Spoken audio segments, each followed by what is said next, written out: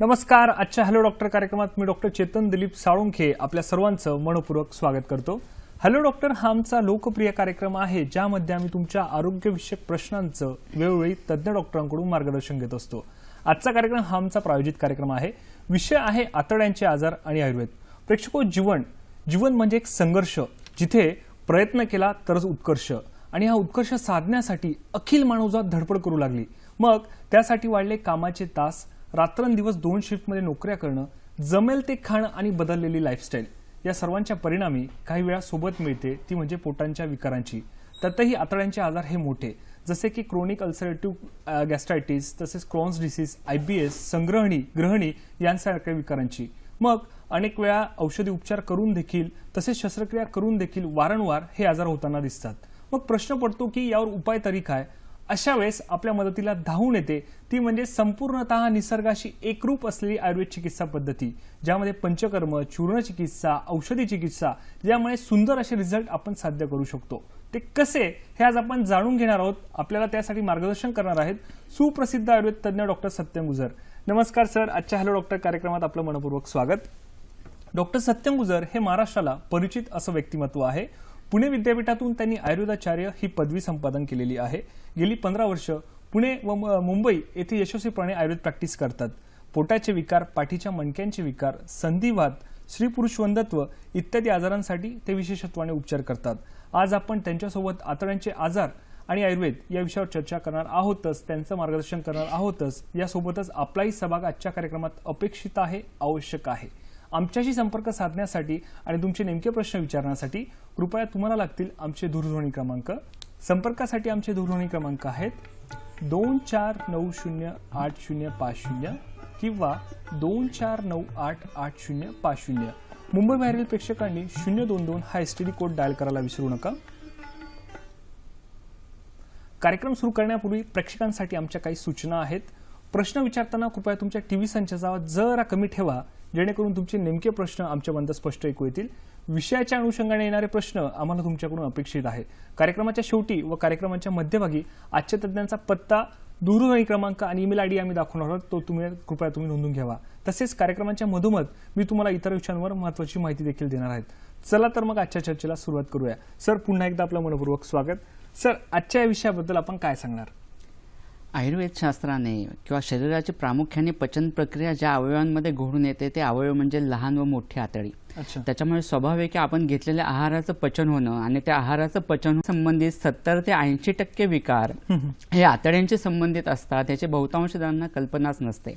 आतड्यांच्या विकारांचा ज्यावेळेला आपण विचार करतो त्यावेळेला तो 2 पद्धतीने होणं खूप गरजेचं असतं. एक तर रचनात्मक विकृती कोणत्या पद्धतीने आहे आणि कार्यात्मक विकृती म्हणजे आतड्यांमध्ये रचनात्मक काही बदल झालेले आहेत का, आतड्यांच्या ठिकाणी सूज आलेली आहे, त्या ठिकाणी जखमा झालेल्या आहेत, अल्सर झालेले आहेत, आतड्यांचं अन्न पुढे ढकलण्याचंच काम व्यवस्थित होत नाहीये, म्हणजे आतड्यांची गती बदललेली आहे किंवा आतड्यांचं अन्न किंवा मलभाग पुढे ढकलण्याचं काम व्यवस्थित होत नाही, हे रचनात्मक बदल झाल्यामुळे दिसणारे विकार. आणि दुसरे म्हणजे कार्यात्मक विकृती म्हणजे आतड्यांचं मेन काम आहे ते आयुर्वेदानुसार सारकिट्ट विभजन. सारकिट्ट विभजन म्हणजे घेतलेल्या अन्नाचं पचन होऊन त्याला आवश्यक असणारा सारा भाग शरीरामध्ये शोषून घेणं आणि नको असणारा मलभाग पुढे ढकलला जाणं, हे प्रामुख्याने कार्य आतड्यांमार्फत होत असतं. त्याच्यामुळे अन्नाचं पचन होऊन आवश्यक असणारा भाग शोषलो जाण्याचं कार्य जर व्यवस्थित झालं नाही तर अपचनाचे संबंधित वेगवेगळे आजार दिसले जातात. आपण जनरली बघत असतो बऱ्याच वेळेला की पचनाच्या संबंधित खूप वर्ष त्रास आहे, माझा कोटा खूप जड आहे, पचन प्रक्रिया व्यवस्थित होत नाही, किती चांगलं अन्न घेतलं तरी ते अंगी लागत नाही, अशा तक्रारी असणारे कितीतरी पेशंट असतात. त्यामुळे आतड्याशी संबंधित आजारांचा ज्यावेळेला आपण विचार करतो त्यावेळेला कोणते तरी अल्सर्सच होतात किंवा सूज येते म्हणजेच आतड्यांशी संबंधित आजार असतो असं नाहीये. तर बऱ्याच जणांना असं होतं की थकवा खूप जाणवत असतो, म्हणजे अन्न आहार चांगला आहे, सर्व गोष्टी व्यवस्थित आहेत, पण बलक्षय होणं, वजन कमी होत जाणं अशी लक्षणे दिसत असतात. काहींच्या तोंडाला कोरड खूप जास्त प्रमाणात येत असते, काहींच्या त्वचेला रुक्षता खूप जास्त प्रमाणात येत असते, आणि हे सर्व गोष्टी आतड्यांशी संबंधित आजार सुद्धा असू शकतात. ह्या कार्यात्मक विकृतीमुळे होणाऱ्या गोष्टी असतात. प्रत्येक वेळेला डायरेक्ट रचनात्मक विकृती असेलच असं होत नाही. म्हणजे आतड्यांशी संबंधित असणारे नेहमीचे आजार स्प्रू आहे, ग्रहणी आहे, संग्रहणी आहे किंवा अल्सर्स आहेत हे तर होत असतातच, पण त्याच्याबरोबर कार्यात्मक विकृतीमुळे होणारे आजार कितीतरी मोठ्या प्रमाणात असल्यामुळे आतड्यांच्या संबंधित आजारांची व्यापकता खूप जास्त प्रमाणात दिसून येते. निश्चितच. प्रेक्षको बदललेल्या लाईफस्टाईलमुळे साधी साधी जी लक्षणं असतात ती मोठे जाऊन एक आतड्यांचं लक्षणाचं किंवा एक कार्यात्मक कार्य घडू शकतं. सर, माझा पुढचा एक प्रश्न आहे की तुम्ही रचनात्मक बद्दल बोललात, तर नेमकी आतड्यांची रचना नेमकी कशी असते आणि त्यांचं कार्य तरी काय असतं त्याबद्दल काय सांगणार? आतडे हा पचन संस्थेचा एक प्रमुख भाग असल्यामुळे पचन प्रक्रिया शरीरामध्ये दोन पद्धतीने होत असते. एक आहे ते स्थूल पचन आणि दुसरं आहे ते सूक्ष्म पचन. आता ही स्थूल पचन प्रक्रिया कशा पद्धतीने होते हे बघण्यासाठी आपण एक व्हिडिओ बघूयात, म्हणजे प्रेक्षकांना ते चांगल्या पद्धतीने लक्षात येईल. आपण ज्यावेळेला आहार घेतो त्यावेळेला सर्वप्रथम त्याचं चर्वण केलं जातं, दातांमार्फत अन्न चावलं जातं. जितकं हळू तुम्ही अन्न चावलं जाईल तितकं त्याचं पचन व्हायला उपयोग होत असते. त्याच्यानंतर त्याच्यामध्ये बोधक कफ, सलायव्हरी ज्युसेस मिक्स होतात आणि ते अन्न पुढे ढकललं जात असतं. पुढे त्याच्यानंतर फॅरिंग्स म्हणून, नेझोफॅरिंग्स म्हणून एक अवयव असतो, म्हणजे घेतलेलं अन्न श्वासनलिकेमध्ये जाऊ नये म्हणून ह्या नेझोफॅरिंग्सचा उपयोग खूप चांगल्या पद्धतीने होत असतो. त्यामुळे अन्न श्वासनलिकेमध्ये न जाता पुढे अन्ननलिकेमध्ये ढकललं जातं. चुकून एखादा कण श्वासनलिकेमध्ये गेला तर आपल्याला ठसका लागतो आणि तो अन्नाचा कण बाहेर फेकला जात असतो. नंतर अन्न ज्या वेळेला अन्ननलिकेमध्ये येतं त्यावेळेला हळूहळू ते पेरिस्टाल्सिस मुवमेंट, म्हणजे पुरस्सरण गती असं त्याला म्हणलं जातं. बरोबर सर. म्हणजे अन्ननलिकेपासून ह्या गतीला सुरुवात होते. मागचा भाग आकुंचन पावणं आणि पुढचा भाग प्रसरण पावणं, ह्या पद्धतीने ह्या अन्नाचा जो घास आहे तो पुढे ढकलला जातो आणि त्याच्यानंतर तो जठरामध्ये येतो. जठराच्या अवयवांची, जठरांच्या मांसपेशींची एक स्पेसिफिक रचना असते ज्याला रगे असं म्हणलं जातं, म्हणजे एक प्रकारचे फोल्ड्स असतात. म्हणजे तुम्ही आहार जास्त घेतला तरी जठराचा भाग हा मोठा होऊ शकतो. त्याच्यानंतर त्या ठिकाणी क्लेदक कफाचं स्त्रवण होतं, गॅस्ट्रिक ज्युसेसचं स्त्रवण होतं आणि तो जो काही घेतलेला आहार आहे, जो काही अन्नभाग आहे तो बारीक केला जातो, एकत्रित मिक्स केला जातो आणि मिक्स झाल्यानंतर ह्याला आयुर्वेदानुसार प्रथम अवस्था पाक असं म्हणलं जातं, मधुर अवस्था पाक. आणि त्याच्यानंतर हा जो आहार भाग आहे तो पुढे लहान आतड्यांमध्ये, म्हणजे डिओडिनम, लहान आतड्यांचे 3 भाग जनरली सांगितले जातात. पहिला जो आहे तो डिओडिनम, दुसरा जो आहे तो जेजुइनम आणि तिसरा आहे तो इलियम. अशा पद्धतीने ह्याचे 3 भाग सांगितले जातात आणि ह्या लहान आतड्यांच्या ठिकाणी पचन प्रक्रिया होत असते.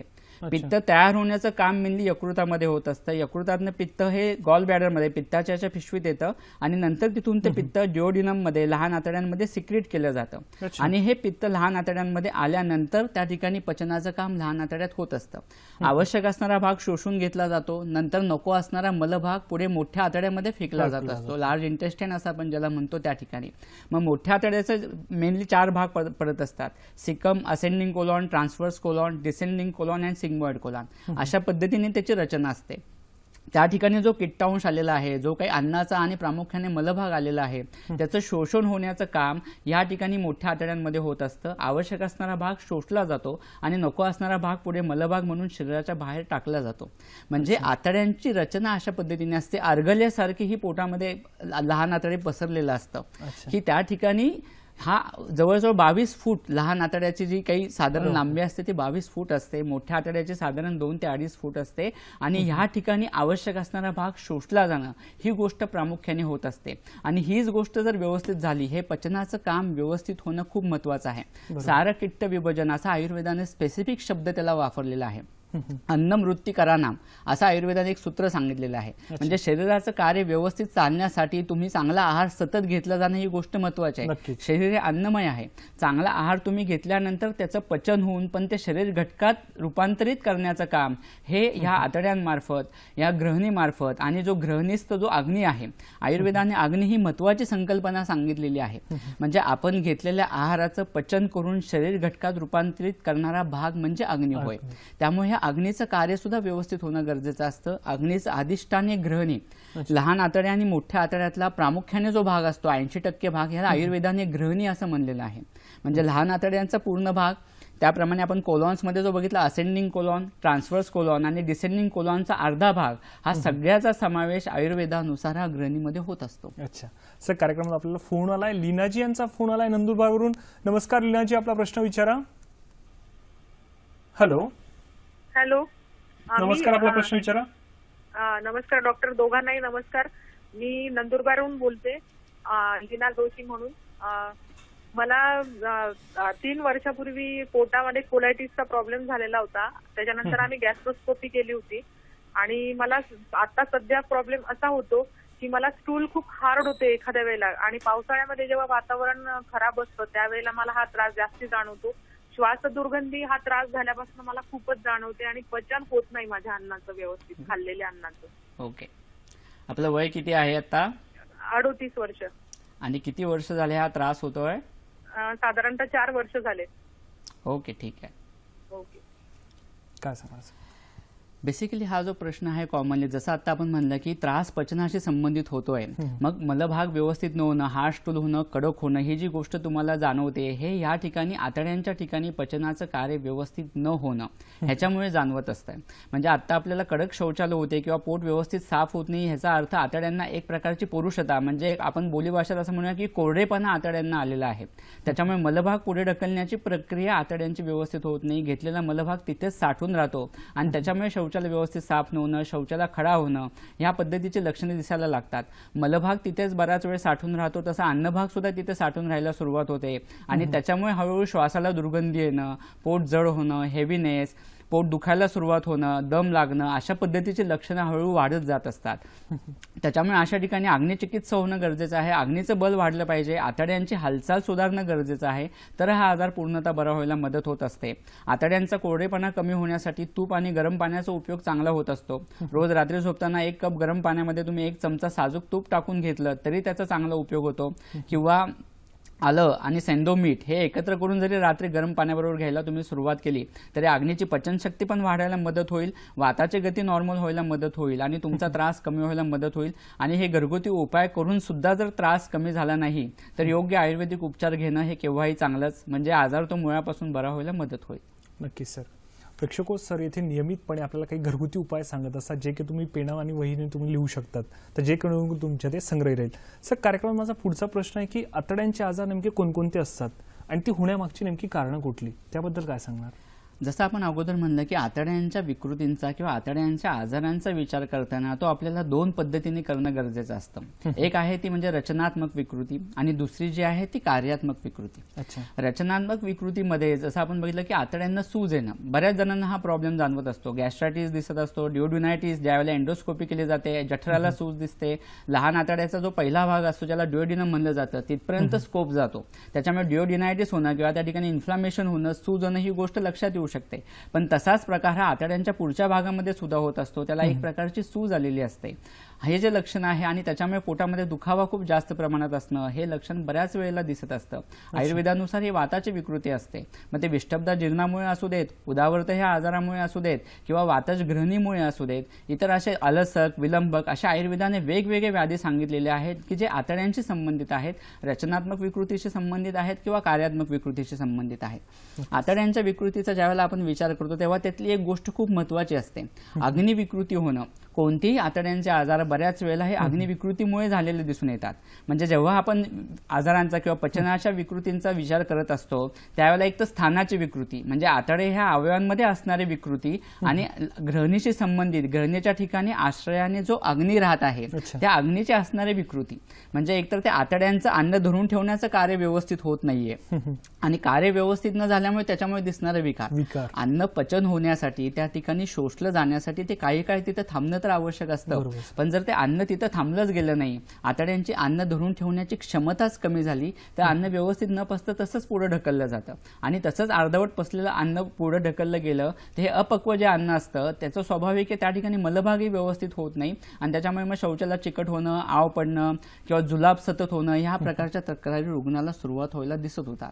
ज्या वेळेला बऱ्याच वेळेला अग्नीची विकृती येते त्यावेळेला त्या स्थानाची पण विकृती व्हायला लागते आणि एक प्रकारचे विजातीय द्रव्य त्या ठिकाणी तयार व्हायला सुरुवात होत असतात. म्हणजे आतड्यांच्या ठिकाणी एक प्रकारचा विकृत स्वभाव होतो. म्हणजे तुम्ही चांगलं अन्न जरी घेतलं तरी त्याचं पचन व्यवस्थित न होतं त्याला एक प्रकारची आम्लता येते. म्हणजे सोपं उदाहरण द्यायचं झालं तर दुधाचं भांडं तुम्ही स्वच्छ धुतलेलं नसेल आणि त्या ठिकाणी चांगलं दूध जरी टाकलं तरी त्याला ते विरजन म्हणून काम करतं आणि त्याचं दह्यात रूपांतर होतं आणि ते दूध नासतं. तसाच प्रकार हा लहान आतड्यांच्या बाबतीत सुद्धा होत असतो. त्याच्यामुळे जर एकदा आतड्यांची विकृती आली आणि ही विकृत अवस्था कायमस्वरूपी झाली तर मग लोकांमध्ये सतत पचनाच्या तक्रारी जाणवायला सुरुवात होतात. मग बऱ्याच वेळेला पोट साफ न होणं, शौचाला चिकट होणं, आव पडणं, थोडी थोडी शौचाला होणं किंवा लेंड्यांसारखी शौचाला होणं, सतत जाण्याची इच्छा होते पण पोट व्यवस्थित साफ होत नाहीये किंवा पाण्यासारखे सतत जुलाब होत राहणं, मलावं स्टंभ असणं किंवा शौचाला कडक होणं, या प्रकारची लक्षणे ह्याच्यामध्ये दिसायला सुरुवात होत असतात. बऱ्याच वेळेला ही विजातीय द्रव्य किंवा अन्न बऱ्याच वेळ तिथं साठून राहण्याची टेंडन्सी झाली की वेगवेगळे इन्फेक्शन्स व्हायला लागतात. मग बॅक्टेरियल इन्फेक्शन्स असू देत, व्हायरल इन्फेक्शन्स असू देत, ह्याची सुरुवात होते. मग जिआरडियासिस सारखा आजार होणं किंवा ई कोला येणं किंवा स्टूलमध्ये तुम्हाला बऱ्याच वेळेला अन्न तसंच पुढे ढकललेलं दिसून येतं किंवा बऱ्याच वेळेला व्हेजिटेबल्स त्याच्यामध्ये दिसून येत असतात, म्युकस मोठ्या प्रमाणात दिसत येत असतो. असे वेगवेगळे इन्फेक्शन्स होण्याचं कारण सुद्धा तिथं पचनच व्यवस्थित न झाल्यामुळे नको असणारं कुजलेलं अन्न बऱ्याच वेळ साठून राहणं, ही गोष्टी दिसायला लागतात आणि म्हणून पचनाच्या तक्रारी होत असतात. महत्वपूर्ण होतात. सर, कार्यक्रमात आपल्याला पुढचा फोन आलाय, श्यामकांत यांचा फोन आलाय नाशिकवरून. नमस्कार श्यामकांतजी, आपला प्रश्न विचारा. हॅलो. माझं आहे ना, माझ्या आतड्याला सूज आलेली आहे आणि मला सर मला आतड्याला सूज आलेली, आतड्याला सूज चांगली मोठ्या आतड्याला आणि ऍसिडिटी पित्ताचा त्रास सारखा होतो. मला असं वांत आहे ना, फिरायला गेलो ना वांत चालू असं. अच्छा. आणि डॉक्टर पोटाचं सारखं तिखट खाल्लं ना त्या ठिकाणी पोटात आग होते. बरोबर. आणि घशामध्ये आहे ना दिवसभर अशी आग, ऍसिड आहे ना पूर्ण घशापर्यंत येतं, ती घशात तोंडात आग असते. ओके, ठीक आहे. प्रेक्षको, माझी सरांसोबतची चर्चा अशीच चालू राहणार आहे. मला माहिती तुम्हाला देखील आजच्या तज्ञांना बरेच प्रश्न विचारायचे आहेत, परंतु तुम्हाला माहिती आहे का चंदन म्हणजे सँडल शरीरासाठी किती महत्वाचे आहे. सँडल किंवा चंदन हे मुख्यतः मधुर मधुर शीत गुणात्मक असते. याचे मुख्यतः अँटीसेप्टिक आणि अँटी इन्फ्लामेटरी प्रॉपर्टीज हे शरीरासाठी महत्वपूर्ण ठरतात. अरोमाथेरपी तसेच सौंदर्य प्रसाधनांमध्ये याचा चांगला उपयोग होतो. याबद्दल अधिक माहिती मी तुम्हाला कार्यक्रमात पुढे सांगणार आहेत. सर, मगाशी श्यामकांत यांचा प्रश्न आला होता की आतड्यांना सूज आलेली आहे, उलटी मळमळ होते आणि गळ्यापर्यंत त्यांना अल्सरचा त्रास होतो, त्याबद्दल काय सांगणार? त्यांची जी लक्षणं सर्व दिसत आहेत ती पित्तज विष्टब्धाजीर्ण किंवा पित्तज विदग्धाजीर्ण आणि पित्तज ग्रहणी या पद्धतीने दिसत आहेत. म्हणजे ज्यावेळेला यकृतामध्ये नॉर्मल गुणधर्माचंच पित्त तयार होण्याचं काम होत नाही, पित्ताला एक प्रकारची आम्लता येते, त्यामुळे ते नको असणारे पित्त ज्यावेळेला लहान आतड्यांमध्ये ग्रहणीमध्ये साठून राहायला लागतं आणि ते सतत पित्त साठून राहिल्यामुळे त्या एक प्रकारच्या आम्लतेमुळे किंवा तीक्ष्णतेमुळे आतड्यांना एक प्रकारची सूज यायला लागते. त्याच्यामुळे तिखट काही खाण्यात आलं, नको असणारं उष्ण घेण्यात आलं की पोटात दुखायला लागतं, पोटात आग व्हायला सुरुवात होते, पित्त वाताबरोबर वर येण्याचा प्रयत्न करतं, त्याच्यामुळे मळमळ होणं, उलटी होणं, घशात आग होणं, जळजळ जाणवणं अशा पद्धतीची लक्षणं अशा पेशंटमध्ये दिसायला सुरुवात होत असतात. त्याच्यामुळे या ठिकाणी यकृतामध्ये नॉर्मल गुणधर्माचं पित्त कसं तयार होईल यासाठी उपचार करणं गरजेचं असतं. पित्तशामक औषधं देणं गरजेचं असतं. मोरावळ्यासारख्या जर औषधं घरगुती उपचार तुम्ही केले तर त्याचा उपयोग अतिशय चांगला होईल. किंवा आयुर्वेदाने विरसिका नावाचा एक प्रकारचं अन्न कल्प सांगितलेला आहे. म्हणजे ह्या ठिकाणी ताक आणि मुगाचं कडण हे दोन्ही एकत्रितपणे घेतलं तर नको असणारं पित्त सुद्धा कमी व्हायला मदत होत असते आणि त्याचप्रमाणे आतड्यांची सूज पण कमी व्हायला मदत होत असते. ह्याचा तुम्ही घरच्या घरी उपयोग करा, त्याने तुमचा त्रास कमी व्हायला मदत होईल आणि त्रास कमीच नाही झाला तर योग्य आयुर्वेदिक उपचार घेणं महत्त्वाचं आहेच. निश्चितच. सर, कार्यक्रमात पुढचा फोन आलाय, सतीशजी यांचा फोन आलाय अकोल्यावरून. नमस्कार सतीशजी, आपला प्रश्न विचारा. हॅलो. हॅलो. हॅलो, रामराम सर. नमस्कार, आपला प्रश्न विचारा. हा, माझा प्रश्न आहे, माझ्या आईला पोटामध्ये त्रास होत आहे, आतड्यामध्ये थोडी सूज सांगितलेली आहे आणि त्रास होते, दुखते म्हणजे पोटात काही जेवण धकत नाही, जेवण पण करत नाही काही. अच्छा, अजून काही त्रास होतो का?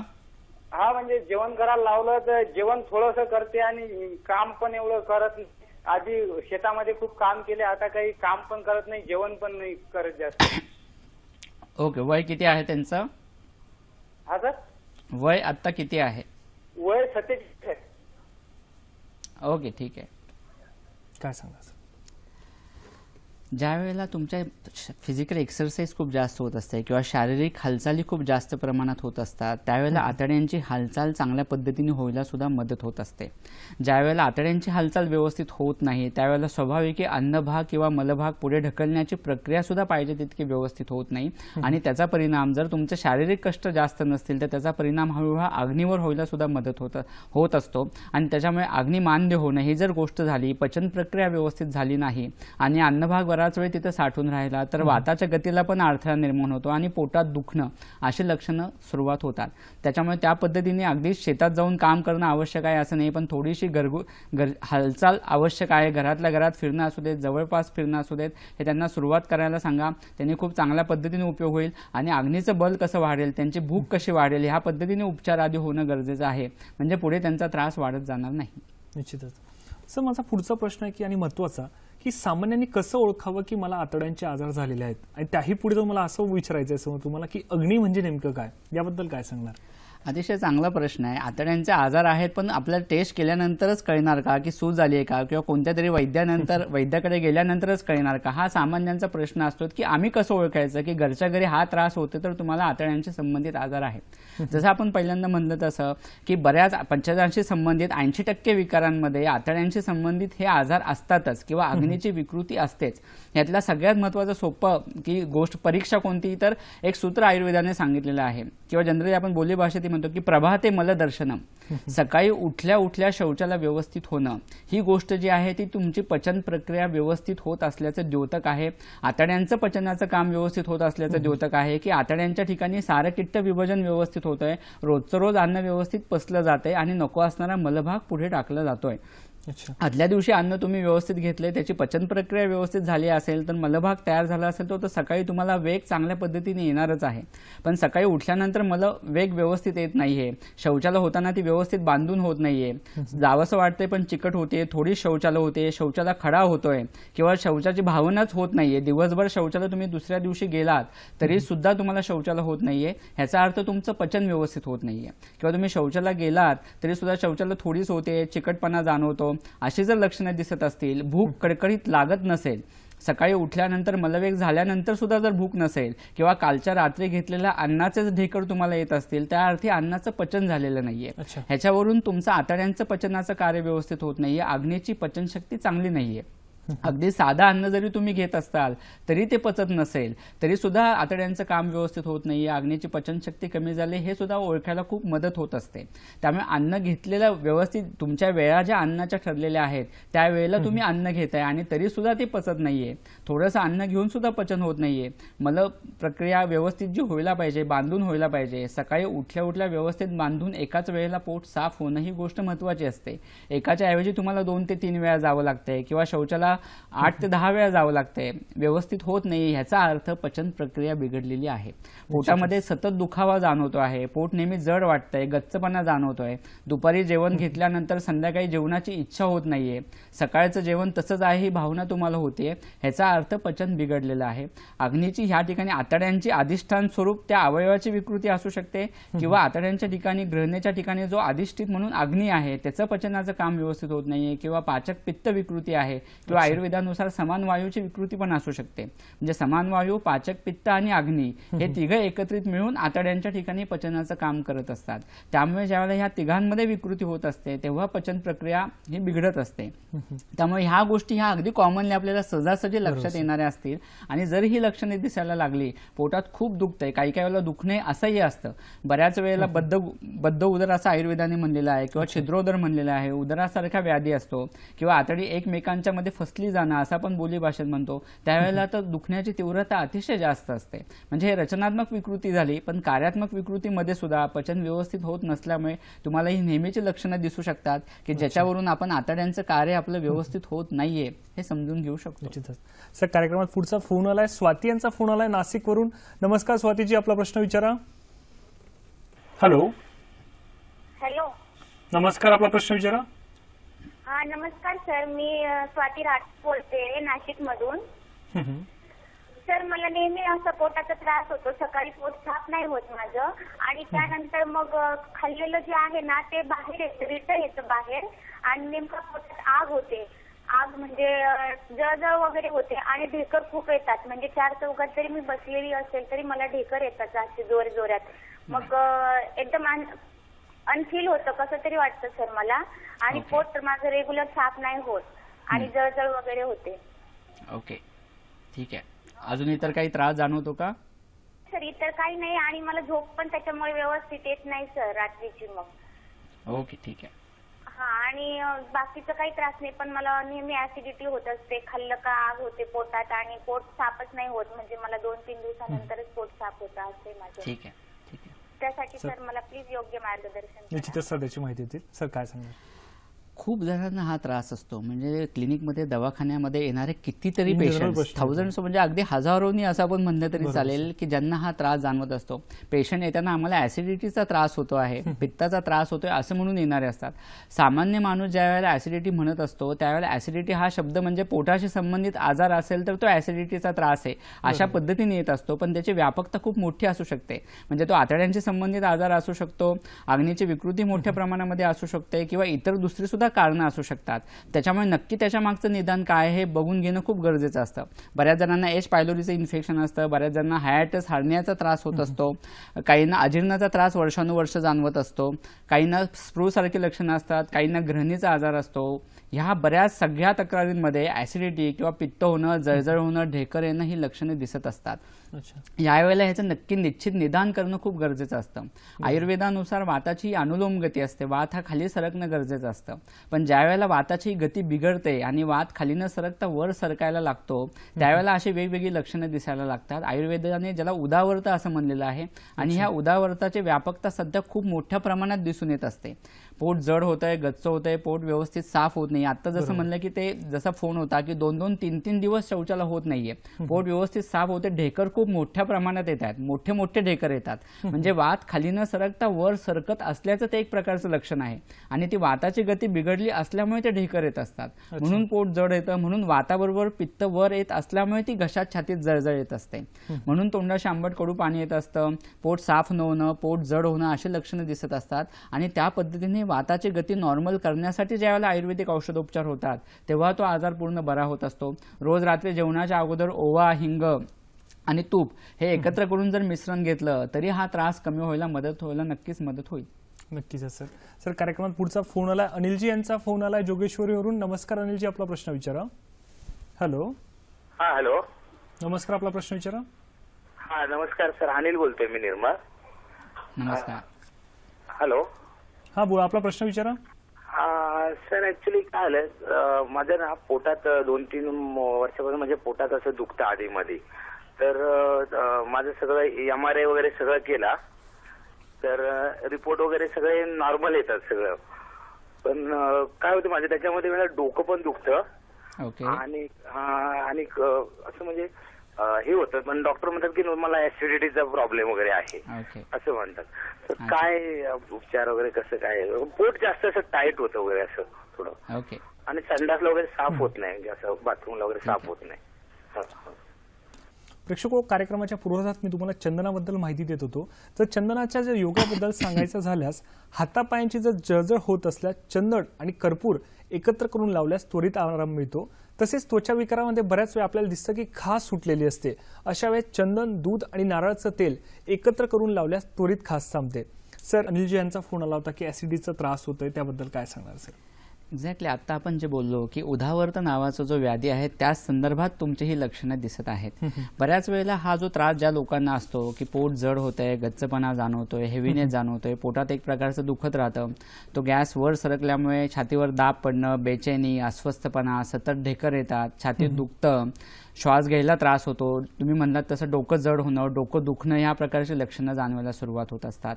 वात वर न सरक खाली न सरकता वर सरकल्यामुळे अशा पद्धतीची ही लक्षणं दिसत आहेत. त्याच्यामुळे शरीरातलं वाताचं प्रमाण कमी करणं, वाताची गती कमी होण्यासाठी, गती नॉर्मल होण्यासाठी उपचार करणं ह्याच्यामध्ये खूप महत्त्वाचं असतं. बऱ्याच रुग्णांमध्ये असं होतं की वर्षानुवर्ष हा त्रास दिसत असतो, पण सगळ्या टेस्ट केल्या, जसं आता ते म्हणले की सर्व टेस्ट करून झाल्या पण सर्व टेस्ट नॉर्मल होत आहेत पण नक्की निश्चित निदान होत नाही आणि त्रास तर भरपूर होतोय.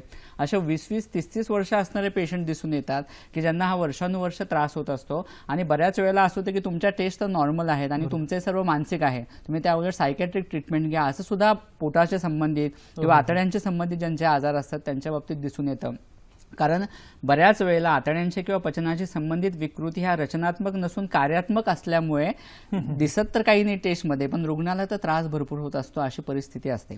तुमच्या बाबतीत ओरल म्हणजे पचन चिकित्सेबरोबरच वातशमन चिकित्सेबरोबरच बस्ती नावाचा पंचकर्म उपचार जो आहे त्याचा उपयोग तुम्हाला अतिशय चांगल्या पद्धतीने होईल. त्यामुळे बस्ती उपचार करून नंतर काही दिवस जर तुम्ही पचन चिकित्सा उपचार केले तर हा त्रास कमी व्हायला मदत होईल, नक्कीच मदत होईल. म्हणजे सर आपण असं म्हणू शकतो की योग्य निदान आणि त्यासोबत केलेले युक्तिकृत केलेले उपचार हे महत्त्वपूर्ण ठरतात. सर मगासपासून तुम्ही बऱ्याच वेळा अग्नी हा शब्द वापरला, तर नेमकं सर अग्नी म्हणजे नेमकं काय, त्याबद्दल काय सांगणार? अग्नी संकल्पना ही आयुर्वेदाने सांगितलेली अतिशय महत्त्वाची संकल्पना आहे असं म्हटलं तरी चालेल. अग्नी हा एक भाव आहे, म्हणजे आपण घेतलेल्या अन्नाचं पचन करणं, घेतलेल्या आहाराचं पचन करून शरीर घटकात रूपांतर होणं ही गोष्ट महत्त्वाची आहे. शरीर हे पांचभौतिक आहे. शरीराचे रस, रक्त, मांस, मेद, अस्थि, मज्जा आणि शुक्र असे 7 धातू आहेत. आपण जो काही आहार घेतोय तो आहार घेतल्यानंतर त्या आहाराचं पचन होऊन आहार रस तयार होणं आणि त्या आहार रसापासून हे 7 धातू तयार होणं, म्हणजे घेतलेल्या अन्नापासून रस तयार झाला पाहिजे, रक्त तयार झालं पाहिजे, मांस तयार झालं पाहिजे, शुक्रापर्यंत हे सगळे धातू तयार करण्याचं काम हे अग्नीमार्फत होत असतं. आता आपल्याला स्लाइडमध्ये दिसतंय त्याप्रमाणे अग्नीचे मेनली 3 प्रकार असतात, जे जाठराग्नी, पांचभौतिक अग्नी आणि धात्वाग्नी. आता जे आपण पहिल्यांदा जो व्हिडिओ बघितला जो स्थूल पचनाचा होता ते जाठराग्नीमार्फत काम होत असतं, म्हणजे घेतलेल्या अन्नाचं पचन करणं आणि फक्त आहारच तयार करणं आणि नको असणारा मलभाग पुढे ढकलणं, हे जे स्थूल पचन आहे ते जाठराग्नीमार्फत होत असतो, जो गृहिणीच्या आश्रयाने आतड्यांच्या आश्रयाने काम करत असतो. आणि दुसरी जी महत्त्वाची गोष्ट आहे जी सूक्ष्मपचन. सूक्ष्मपचनामध्ये ही सूक्ष्मपचनाची जी प्रक्रिया आहे ती पांचभौतिक अग्नी आणि धात्वाग्नी यांच्यामार्फत होत असतात. पांचभौतिक अग्नी म्हणजे पृथ्वी, आप, तेज, वायू आणि आकाश, ही जी 5 पंचमहाभूत आहेत, म्हणजे शरीर हे पांचभौतिक आहे. त्यामुळे घेतलेल्या अन्नाचं त्या महाभूतानुसार त्या महाभूताचं अग्नी करून पृथ्वीमध्ये रूपांतर होणं, वायूमध्ये रूपांतर होणं ही गोष्ट त्या अग्निमार्फत होत असते. आणि 7 धात्वाग्नी असतात, म्हणजे रस, रक्त, मांस, मेद, अस्थि, मज्जा आणि शुक्र या 7 धातूंचे 7 अग्नी असतात. आणि जे जाठराग्नीमार्फत आहार रस तयार होतो त्या आहार रसापासून रस तयार करणं, रक्त धात्वाग्नी रक्त तयार करतो, मांस धात्वाग्नीमार्फत या आहार रसाचं मांसामध्ये रूपांतर होतं, शुक्र धात्वाग्नीमार्फत शुक्रामध्ये रूपांतर होणं. त्यामुळे ही जी प्रक्रिया आहे ही व्यवस्थित होणं खूप गरजेचं असतं. बऱ्याच वेळेला आपण असं बघत असतो की बऱ्याच जणांना वेगवेगळे व्हिटॅमिन डिफिशियन्सीज असतात, ह्याची कमतरता आहे, व्हिटॅमिन B12 कमी आहे, व्हिटॅमिन D कमी आहे, बरेच सिंड्रोम्स दिसत असतात, माल फंक्शनिंग असतं, कुपोषण असतं. पण बऱ्याच वेळेला तुमचा आहार जरी चांगला असला त्यावेळेला स्थूल पचन आणि सूक्ष्म पचन, सगळ्यात महत्त्वाचं सूक्ष्म पचनाची प्रक्रिया व्यवस्थित नसणं. कितीतरी रुग्ण सांगत असतात की आमचा आहार खूप चांगला आहे पण अंगी लागत नाहीये. अंगी लागण्याची प्रक्रिया व्यवस्थित होत नाही कारण तो अग्नी चांगला नाहीये. घेतलेल्या अन्नाचं पचन शरीर घटकात होण्याचं जे काम व्यवस्थित व्हायला पाहिजे ते होत नाहीये. त्याच्यामुळे नुसते वेगवेगळे टॉनिक्स घेऊन ह्यावेळेला बऱ्याच वेळेला उपयोग होतो असं होत नाही, कारण तुमचं सूक्ष्म पचन जोपर्यंत सुधारत नाही तोपर्यंत तुमचं प्रकृती सुधारलेली आहे किंवा तुमचं वजन वाढलंय, बल वाढलंय ही गोष्ट होत नाही. किंवा बरेच कितीतरी आजार असतात धात्वाग्नींशी संबंधित असतात की थोडक्यात आपण सगळे त्वचा विकार घेऊयात.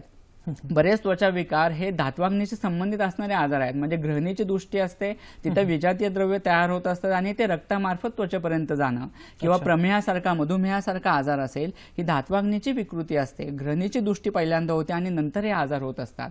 आयुर्वेदाने तर रोगा हा सर्वेपी मंदेग्नू असं सूत्र म्हणलंय, म्हणजे आपण जसं बोली भाषेत म्हणतो की सर्व आजारांचा रस्ता हा पोटामधून जातो, तसंच आयुर्वेदाने सूत्र सांगितले की सर्व व्याधींचं मूळ कारण ही अग्निविकृती आहे. अग्निमान्य झालं, अग्निविकृती झाली तर वेगवेगळे आजार संभवत असतात. त्यामुळे ह्या अग्नीला खूप महत्त्व आहे आणि हा अग्नी आतड्यांच्या साह्याने गृहिणीच्या साह्याने राहत असतो. त्यामुळे अग्नीची विकृती झाली तर गृहिणीची विकृती होते, किंवा गृहिणी किंवा आतड्यांची विकृती झाली तर त्याच्यामुळे अग्नीची विकृती होते.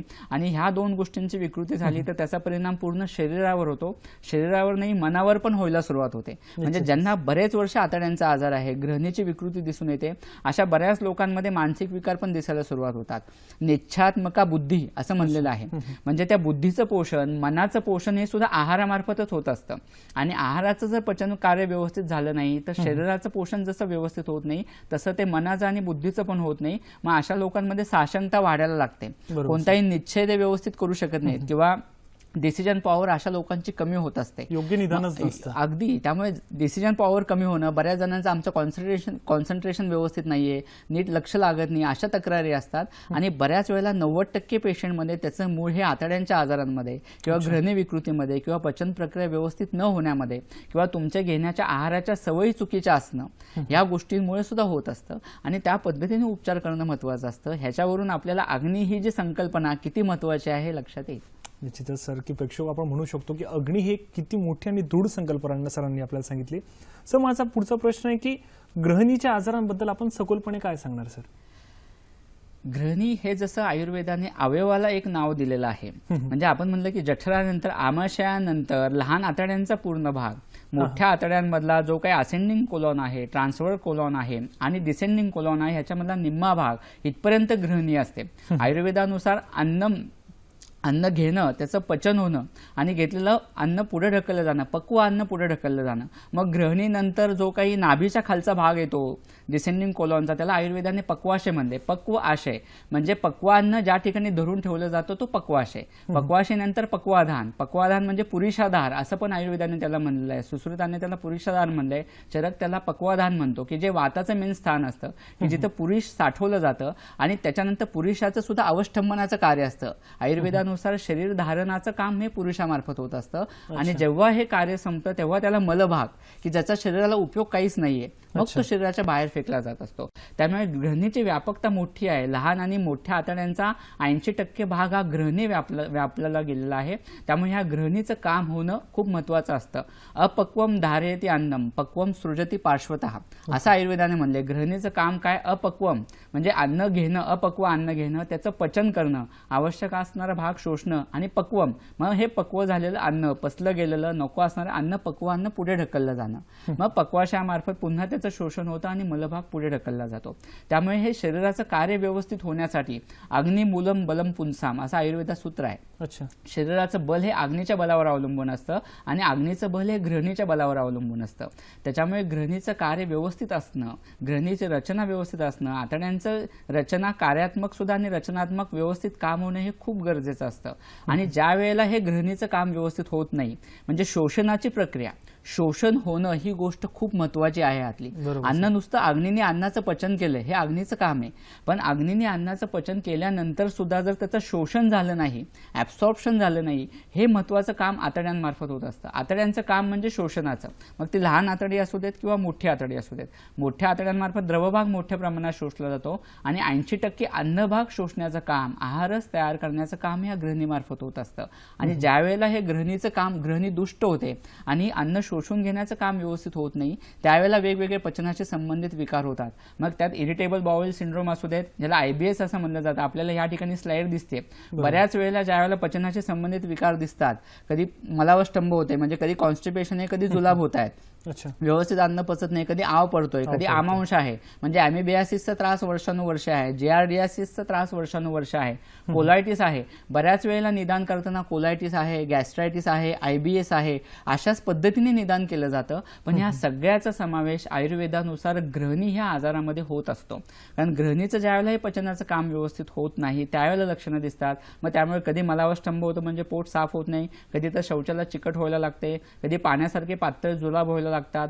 हळूहळू शरीराला आवश्यक असणारा जर पोषकांश जर मिळाला नाही तर शरीराचं बल कमी व्हायला लागतं. रुग्णाला थकवा जास्त प्रमाणात व्हायला लागतो, मळमळ जाणवणं, उलटी जाणवणं, कधी कधी शौचाच्या वाटे रक्त पडणं. आपल्याला या ठिकाणी एक स्लाइड दिसते, याच्यामध्ये आपल्याला ही लक्षणं दिसत आहेत सर्व. बऱ्याच जणांना जेवल्यानंतर शौचाला जाण्याची भावना होत असते, काही खाल्लं तरी रुग्णाला शौचाला जावं लागतं, अशी लक्षणं दिसतात. सतत तोंड यायला लागणं, पोटामध्ये दुखणं, आव पडणं, मळमळ, उत्साह कमी होणं, ह्यासारखी जी लक्षणे दिसत असतात ती गृहिणी ह्या आजारामध्ये आपल्याला दिसत असतात.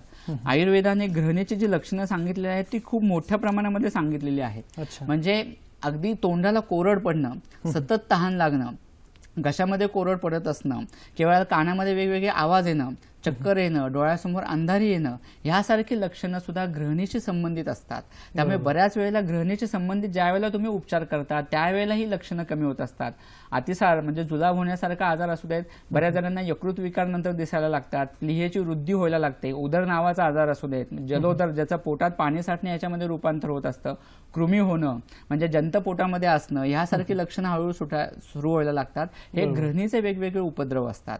त्याच्यामुळे अशा वेळेला ग्रहणीची चिकित्सा होणं, आणि ग्रहणीची चिकित्सा म्हणजे अग्नीची चिकित्सा आणि ग्रहणी ही अवयवाची चिकित्सा, असं दोन्ही एकत्रित होणं गरजेचं असतं. तेव्हा मग कोलायटिस किंवा irritable bowel syndrome, ulcerative colitis यासारखे आजार बरे व्हायला मदत होत असते, किंवा इन्फ्लामेटरी बॉवेल डिसीज असू देत, स्प्रू सारखा आजार असू देत, या सगळ्या आजारांचा समावेश आयुर्वेदानुसार ग्रहणी ह्या आजारामध्ये होत असतो, आतड्यांच्या आजारामध्ये होत असतो, आणि मग त्या पद्धतीने निदान होऊन उपचार होणं गरजेचं असतं.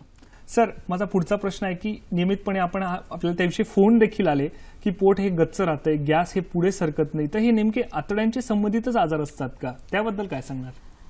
हे जे आजार आहेत हे बऱ्याच जणांना ह्याचं प्रमाण खूप वाढलेलं आहे. सध्याच्या चुकीच्या आहाराच्या सवयी असू देत, एकाच जागी बसून काम असणं, शरीराची हालचाल अजिबात नसतं, स्ट्रेसचं प्रमाण खूप असणं, किंवा जे काही जंक फूड सध्या खूप घेतलं जात आहे ह्याचा परिणाम म्हणून ह्याचे त्रास खूप जणांना दिसत असतात. हा आतड्यांची संबंधित जी हालचाल आहे, आतड्यांची जी पुरस्सरण गती आहे किंवा पेरिस्टाल्सिस मुवमेंट व्यवस्थित न होणं, ह्याच्याशी संबंधित असणारे आजार आहेत. आता हे बघण्याच्या अगोदर आपण आतड्यांची नक्की हालचाल कशी होते हे बघण्यासाठी एक व्हिडिओ बघूयात, म्हणजे आपल्या प्रेक्षकांना चांगल्या पद्धतीने लक्षात येईल. आतड्यांची हालचाल ही एक ठराविक पद्धतीने होत असते, ज्याला पुरस्सरण गती किंवा पेरिस्टाल्सिस मुवमेंट असं म्हणलं जातं. आतड्यांचा मागचा भाग आकुंचन पावणं आणि पुढचा भाग प्रसरण होणं, अन्ननलिकेपासून ही पेरिस्टाल्सिस मुवमेंट होत असते. घेतलेला अन्नाचा जो काही बोलस आहे, अन्नाचा जो काही घास तुम्ही घेता तो पुढे ढकलण्याची प्रक्रिया अन्ननलिकेमार्फत तिथून सुरुवात होते. आतड्यांची हालचाल पण तशीच होत असते. त्यामुळे अन्नभाग पुढे ढकलणं ही जी प्रक्रिया आहे, किंवा मलभाग तयार झाल्यानंतर सुद्धा ते पुढे ढकलण्याची जी प्रक्रिया आहे ती ह्या आतड्यांमार्फत अशा पद्धतीने होत असते.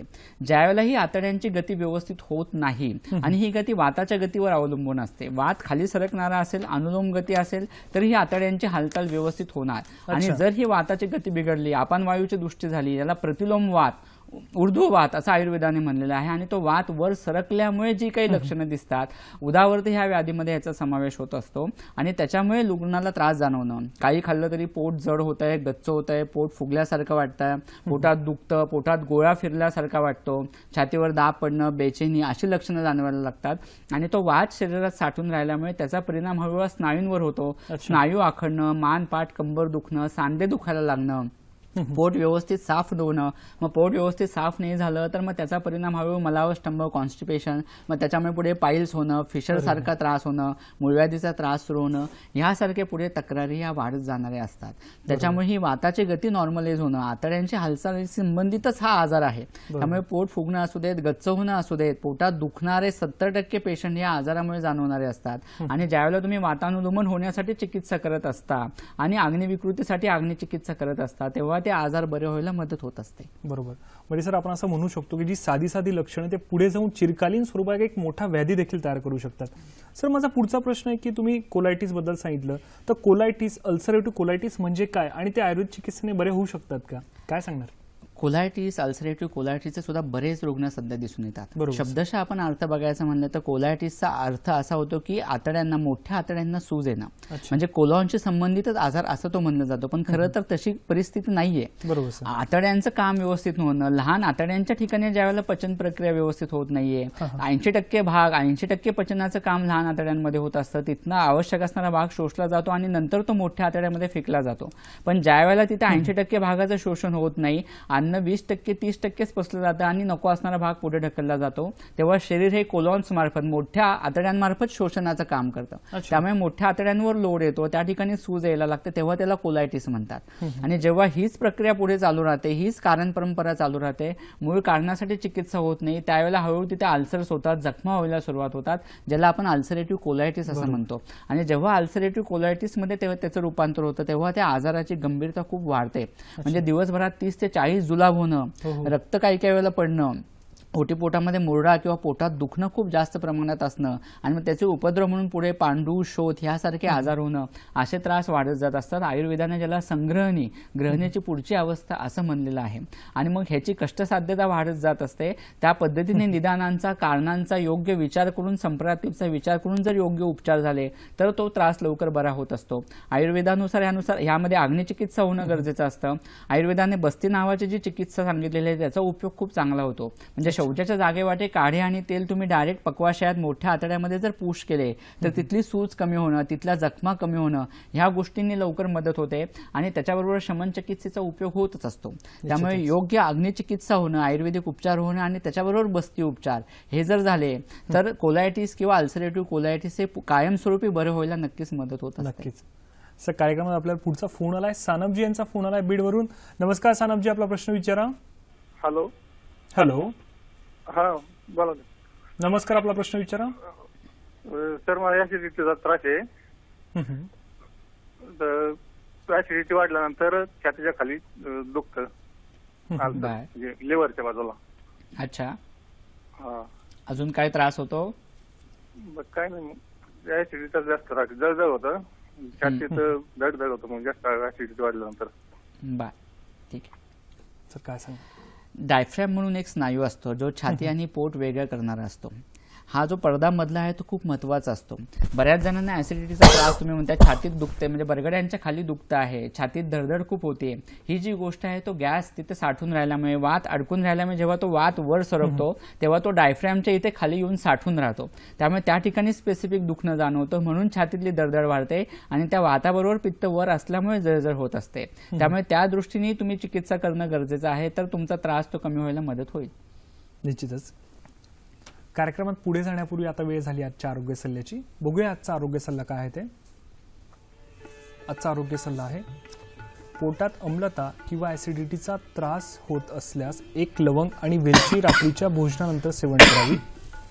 दररोज प्राणायाम, योगासने, पायी चालणे, हलका आहार इत्यादी केल्यास फायदा होतो.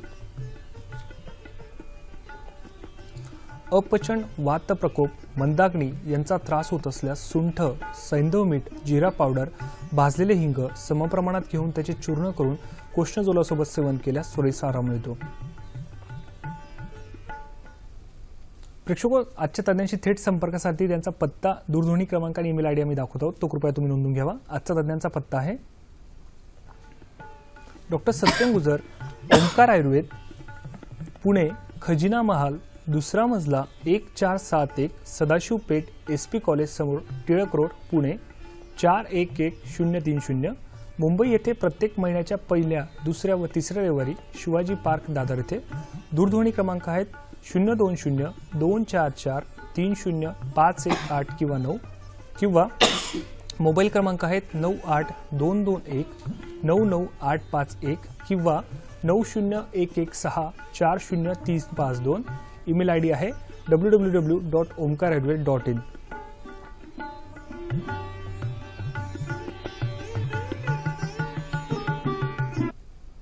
प्रेक्षको, आजचा कार्यक्रम तुम्हाला कसा वाटला हे सुद्धा आम्हाला जाणून घ्यायची इच्छा आहे. तसेच ज्या डॉक्टरांना आमच्या हॅलो डॉक्टर कार्यक्रमात प्रायोजित कार्यक्रम करायचा असल्यास कृपया त्यांनी आमचा पत्ता नोंदून घ्यावा. आमचा पत्ता आहे निर्माती हॅलो डॉक्टर, दूरदर्शन केंद्र, वरळी, मुंबई 400030. ईमेल आयडी आहे hellodoctor@ddkmumbai@gmail.com. आमचं फेसबुक पेज देखील आहे www.facebook.com/ddsahyadri.in. तसेच आमचं यूट्यूब पेज देखील आहे http://youtube.com/users/ddsahyadri. सर, मलावष्टंभ म्हणजे शौचास खडा पडणे हा देखील आतड्यांशीच निगडीत आजार आहे का? त्याबद्दल काय सांगणार? अगदी, म्हणजे आतड्यांची हालचालच जर व्यवस्थित होत नाहीये, आतड्यांना एक प्रकारचा कोरडेपणा येतोय, अन्नभाग पुढे ढकलला जात नाही, तसं मलभाग सुद्धा पुढे ढकलला जात नाहीये. त्यामुळे बराच वेळ मलभाग तिथे साठून राहिल्यामुळे त्याचा द्रवांश शोषला जातो आणि त्याच्यामुळे एक प्रकारचे खडे होणं, मलभागाला एक प्रकारचा कडकपणा येणं ही गोष्ट जाणवत असते आणि त्याच्यामुळे शौचाला कडक होणं, पोट साफ न होणं, 2-2, 3-3 दिवस पोट साफ न होणं किंवा कोणते तरी चूर्ण घेतल्याशिवाय पोट साफ न होणं अशी गोष्ट होत राहते. बरेच पेशंट कोणतं तरी लॅक्झेटिव्ह किंवा एखादं पोट साफ होण्यासाठी चूर्ण घेत असतात, पण अशी जी औषधं असतात ती आतडी पिळवटून शौचाला करणारी असतात. त्याच्यामुळे उलट आतड्यांचा टोन कमी व्हायला मदत होत असते आणि त्रास वाढायला मदत होत असते. त्याच्यामुळे शक्यतो अशी औषधं न घेता आतड्यांचा कोरडेपणा कसा कमी होईल आणि आतड्यांची हालचाल कशी सुधारेल याच्यासाठी जर औषधोपचार झाले तर तो त्रास पूर्णतः कमी व्हायला मदत होत असते. निश्चितच. सर, कार्यक्रमात माझा पुढचा प्रश्न आहे की अग्निचिकित्सा म्हणजे काय, त्याबद्दल काय सांगणार? आजच्या कार्यक्रमातला महत्त्वाचा प्रश्न आहे. अतिशय खूप महत्त्वाचा प्रश्न आहे असं म्हणलं तरी चालेल, कारण आतड्यांशी संबंधित असणारे कोणतेही आजार असू देत किंवा अग्निविकृतीमुळे होणारे जे काही वेगवेगळे आजार आहेत, पोटाशी संबंधित असणारे सर्व आजार, पचनाशी संबंधित असणारे आजार हे अग्निविकृतीमुळे होणारेच असतात. त्याच्यामुळे अग्निचिकित्साच ह्याच्यामध्ये खूप महत्त्वाची होत असते. बऱ्याच रुग्णांना प्रश्न असतो अग्निचिकित्सा म्हणजे कोणता तरी हा पंचकर्माचा प्रकार आहे की काय? अग्निकर्म म्हणून पंचकर्म उपचार आहेत, पण ते ह्याच्याशी संबंधित नाहीत किंवा कोणती तरी प्रक्रिया असणं, चटके देणं, डाग देणं असा प्रकारे असं रुग्णांना वाटतं, पण तशी गोष्ट नाहीये. अग्निचिकित्सा म्हणजे अग्नीचे आयुर्वेदिक औषधोपचाराद्वारे, आयुर्वेदिक शमन चिकित्सेद्वारे अग्नीवर चिकित्सा करणं, अग्नीची विकृती दूर करणं, अग्निमांद्य दूर करणं म्हणजे अग्निचिकित्सा होय.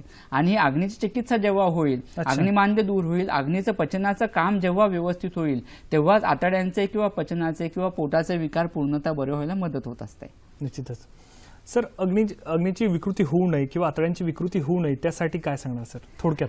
अगदी महत्त्वाचं आहे. आजार झाल्यानंतर उपचार करणं ह्याच्यापेक्षा आत्ता आजार होऊ नयेत म्हणून काळजी घेणं ही गोष्ट खूप महत्त्वाची असते. आणि ह्याच्यासाठी तुमची दिनचर्या, ऋतुचर्या, तुमच्या आहाराच्या सवयी ह्या खूप महत्त्वाच्या आहेत. जेवणाच्या वेळा रेग्युलर असणं, आहार किती चांगल्या पद्धतीने घेताय ह्याला महत्त्व आहे. त्याबरोबरच तो तुम्ही कशा पद्धतीने घेताय ह्या गोष्टीला सुद्धा महत्त्व आहे. आयुर्वेदाने याला आहारविधी विशेषतःनं असं म्हणलेलं आहे.